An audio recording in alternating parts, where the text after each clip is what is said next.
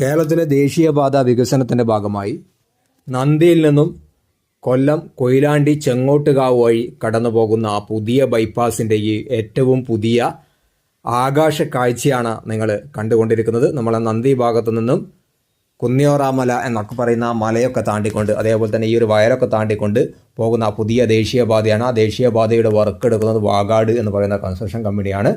ഏകദേശം 11 കിലോമീറ്ററാണ് ഈ ഒരു ദേശീയപാതയുടെ നീളം. ആ ദേശീയപാതയുടെ വർക്ക് നല്ല രീതിയിൽ നേരത്തെ പുരോഗമിച്ചതായിരുന്നു. അതിനുശേഷം കുറച്ച് വർക്കുകളൊക്കെ പെൻഡിങ് ഉണ്ടായിരുന്നു. അപ്പോൾ നമ്മളെ മൂടാടി ഗോകുല UP സ്കൂൾ ആ ഒരു ഭാഗത്തു നിന്നുള്ള ദേശീയപാതയുടെ ഏറ്റവും പുതിയ കാഴ്ചകളാണ്.